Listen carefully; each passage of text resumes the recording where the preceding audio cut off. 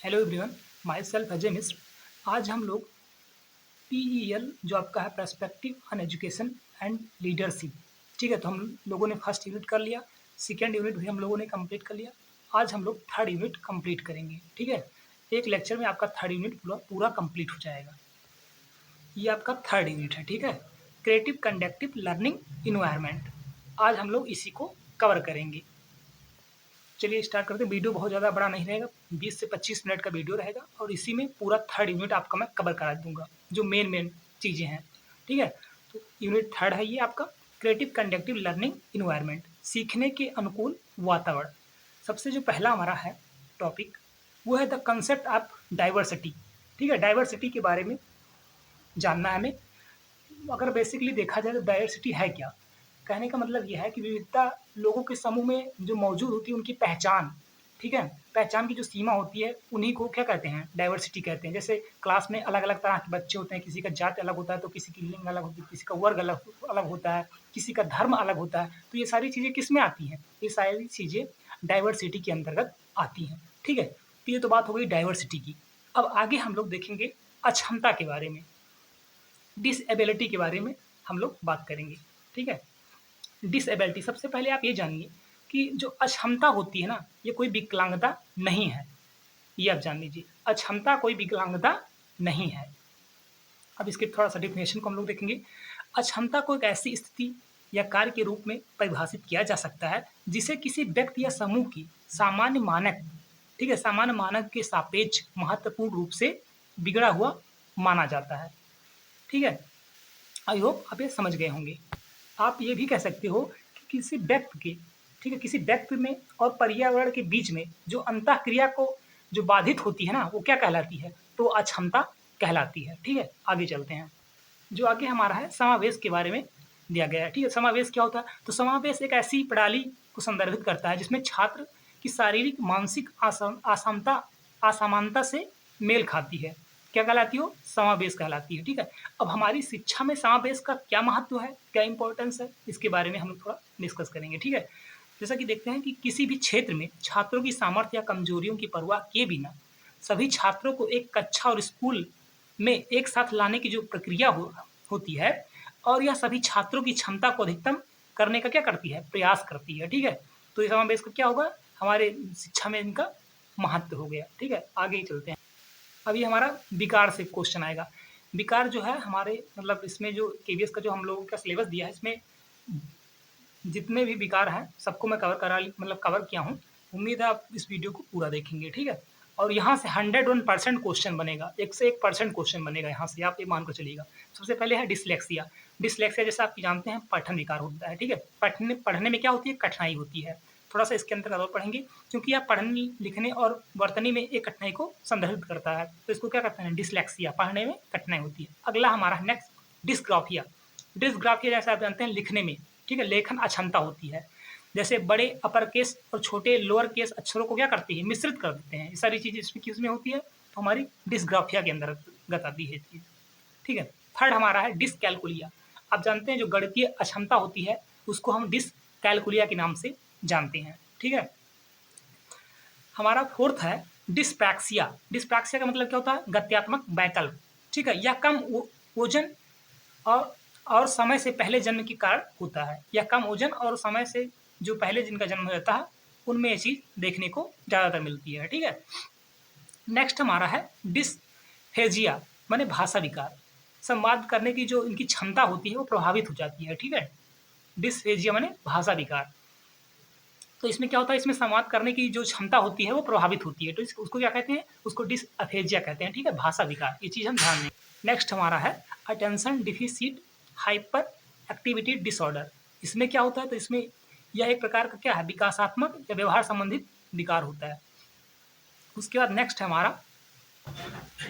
हमारा arteries spectrum disorder. इसमें क्या होता है? तो इसमें यह जटिल विकासात्मक इनकी स्थिति होती है। ठीक है, उसके बाद में नेक्स्ट है हमारा ऑब्सेसिव कंपल्सिव डिसऑर्डर, मनोग्रसित बाध्यता विकार। इसमें क्या होता है? तो इसमें मनोग्रसित बाध्यता विकार से मतलब है, आशय है कि हस्तक्षेप करने वाले बाद विचारों और परेशान करने वाली जो छवियों की घटना की विशेषता इसमें होती है। ठीक है, अब नेक्स्ट हमारा है मेंटल नेक्स्ट हमारा मेंटल रिटार्डेशन, मानसिक मंदता। मानसिक मंदता जैसे कि नाम से पता चल रहा है, किसी व्यक्ति की मानसिक क्षमताओं के सामान्य वृद्धि, विकास और कामकाज की जो मंदता होती है, उसी को क्या कहते हैं, मानसिक मंदता कहा जाता है। ठीक है, जितना विकार है सारा सिलेबस में है, इसको हम अच्छे से देखेंगे। ठीक है, नेक्स्ट हमारा मस्तिष्क पक्षाघात। यह क्या करता है, तो यह किसी व्यक्ति की संतुलन और मुद्रा को स्थानांतरित करने और बनाए रखने की क्षमता को क्या करता है, ये प्रभावित करता है। ठीक है, नेक्स्ट हमारा है दृष्टिहीनता,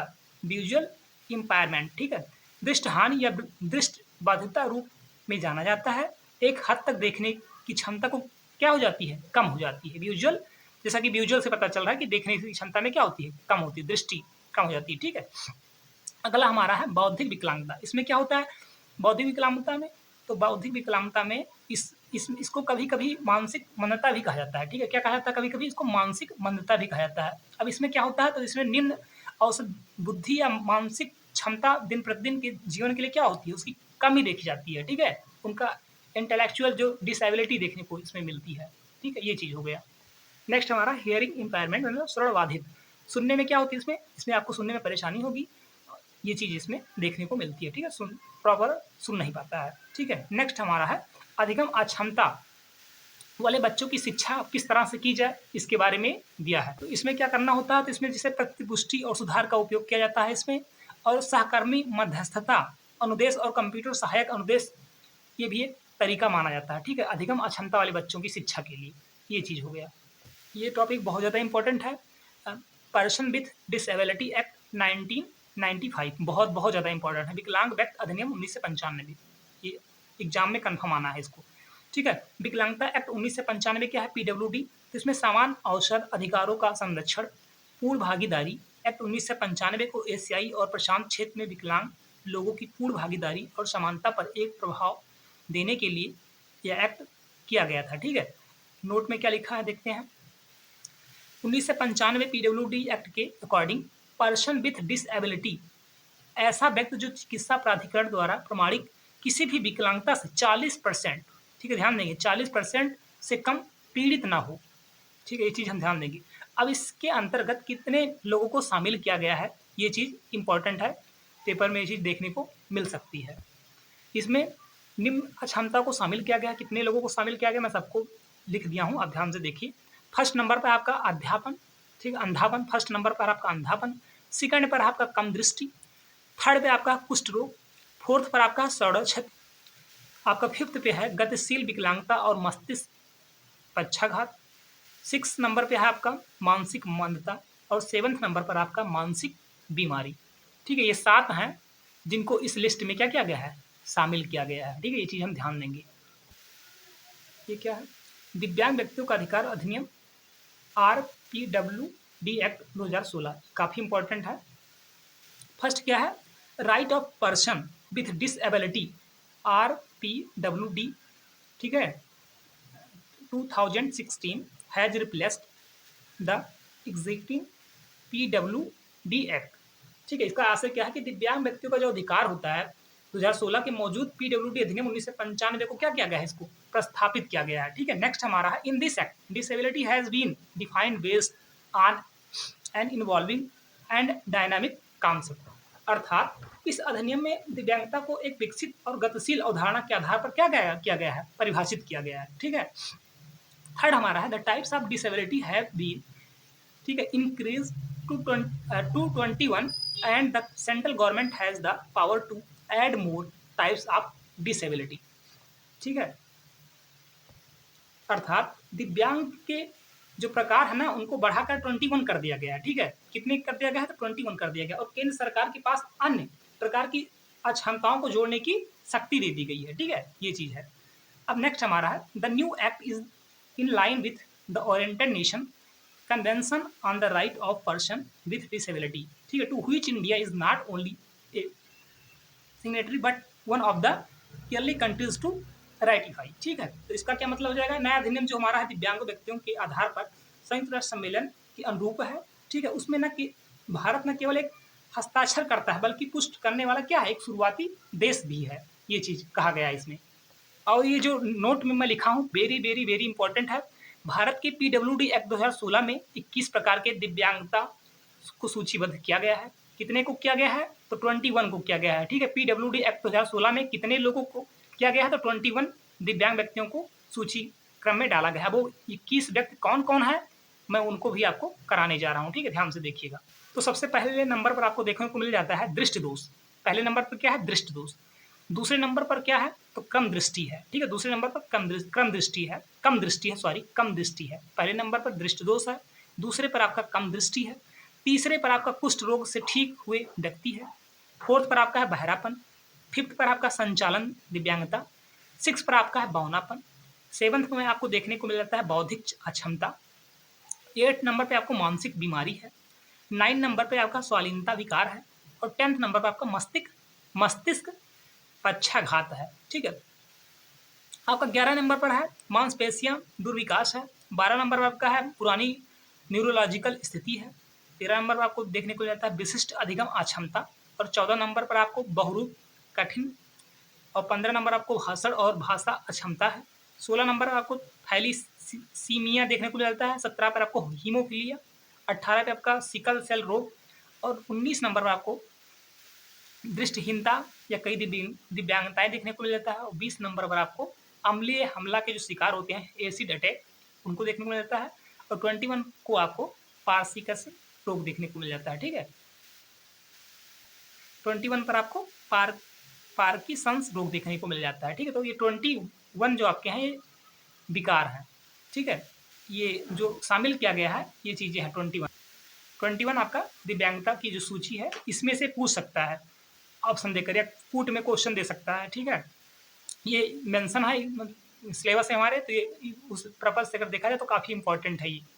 उसके बाद में हमारे सिलेबस में समावेशी शिक्षा दिया गया है, इंक्लूसिव एजुकेशन। तो आप इंक्लूसिव एजुकेशन को आप कई बार पढ़े होंगे कि एक छत के नीचे हर तरह के बच्चों को, ठीक है, जो पठन पाठन की क्रियाकलाप कराई जाती है वो समावेशी शिक्षा के अंतर्गत आती है। ये चीज़ समावेशी शिक्षा में हो गया।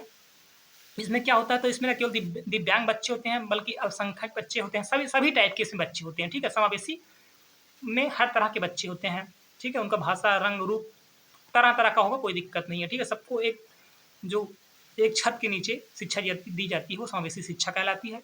विशिष्ट शिक्षा और एकीकृत शिक्षा और सामान्य शिक्षा ये काफ़ी नॉर्मल है, तो ये आप खुद से कर लेंगे, ठीक है।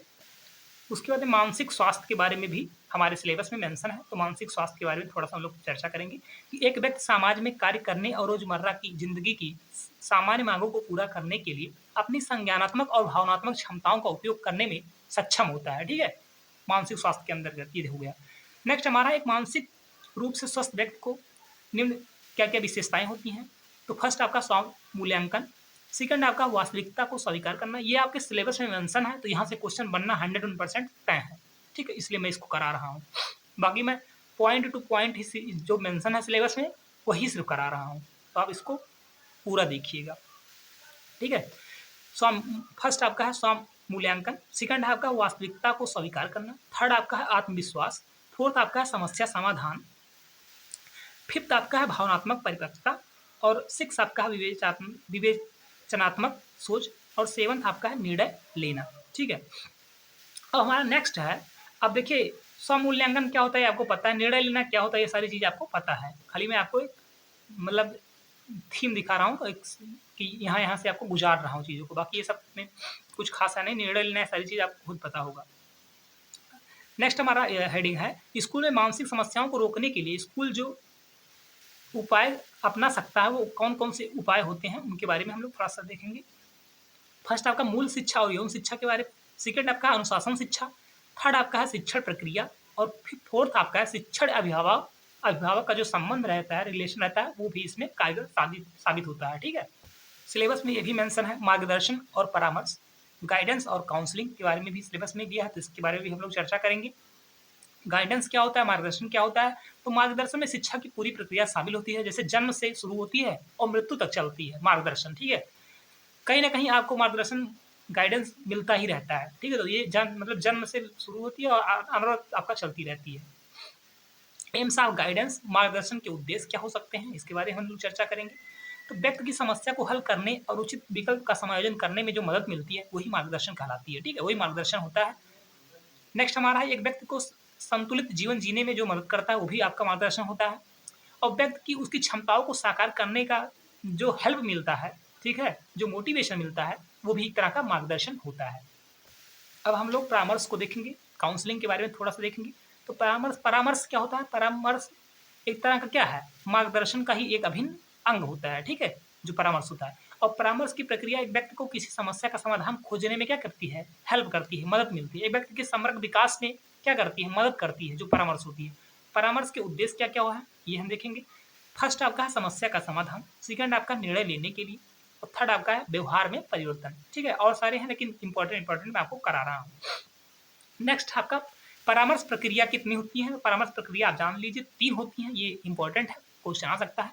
फर्स्ट आपका आरंभिक चरण, सेकंड आपका मध्य चरण, और थर्ड आपका है अंतिम चरण, ठीक है। अगला हमारा जो टॉपिक है, स्कूल और समुदाय को अधिगम के संसाधन के रूप में विकसित करना, ये भी मेंशन है, तो इसके बारे में भी हम लोग थोड़ा सा देखेंगे।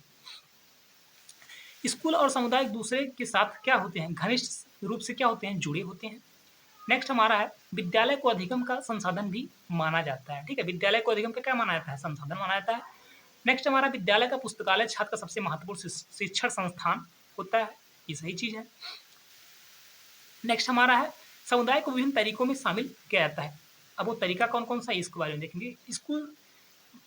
स्कूल से बाहर के बच्चों के लिए सर्वेक्षण में भागीदारी, बाल श्रम के मुद्दे पर जागरूकता निर्माण अभियान, नामांकन आदि चीजें समुदाय को क्या करती हैं? समुदाय को विभिन्न तरीकों में शामिल किया जाता है, ठीक है। अब स्कूल के विकास में समुदाय की क्या भूमिका होती है, ये हम देखेंगे। यहाँ ये भी टॉपिक में मेंशन है, ठीक है।